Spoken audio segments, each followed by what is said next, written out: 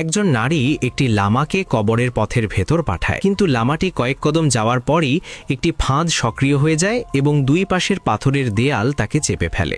আসলে এই পথে ওজনের ওপর ভিত্তি করে ফাঁদ বসানো ছিল। এটি মাত্র 3 কেজি পর্যন্ত ওজন সহ্য করতে পারে। তবে যদি কেউ শেষ পর্যন্ত পৌঁছে উপরের বোতামটি চাপতে পারে, তাহলে পাথরের দরজা খুলে যাবে এবং ধনভাণ্ডার সামনে আসবে।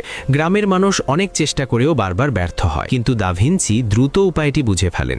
তিনি একটি ডিজাইন আঁকেন এবং কাছে থাকা জিনিস দিয়ে কিছু বানাতে শুরু করেন। কিছুক্ষণের মধ্যেই একটি স্বয়ংক্রিয় গাড়ি তৈরি হয়ে যায়। তিনি চাকা ঘোরান, স্প্রিং টান দেন, আর গাড়িটি ধীরে ধীরে এগোতে শুরু করে। দড়ি দিয়ে নিয়ন্ত্রণ করতে করতে তিনি সেটিকে বিপজ্জনক পথের ভেতর পাঠান। গাড়িটি ফাঁদের অংশ পার হয়ে যায়, কিন্তু শেষে একটি ঢালু জায়গা আসে যেখানে গাড়ির গতি কমে যায়। শক্তি প্রায় শেষ হয়ে যাওয়ার সময় সেটি শেষ পর্যন্ত পৌঁছে যায়। গাড়ির সামনে লাগানো কাঠের দণ্ড দরজায় আঘাত করতেই মেকানিজম চালু হয়। দা ভিঞ্চি তৃতীয় দড়ি টান দেন আর লম্বা দণ্ড উঠে বোতামটিকে চাপ দেয়। দরজা খুলে যায় এবং সব ফাঁদ নিষ্ক্রিয় হয়ে যায়। সবাই দ্রুত ভেতরে ঢোকে, কিন্তু সেখানে কোনো ধনভাণ্ডার ছিল না। ছিল শুধু একটি পাথরের সরু সেতু, যার প্রস্থ 3 ইঞ্চিরও কম এবং নিচে ছিল গভীর খাদ। এটাই ছিল দ্বিতীয় চ্যালেঞ্জ।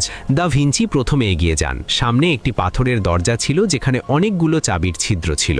গোষ্ঠীর রানী একটি পুরনো চাবি বের করে, যা বহু বছর ধরে তাদের কাছে ছিল, এবং সেটি দা ভিঞ্চির হাতে তুলে দেয়।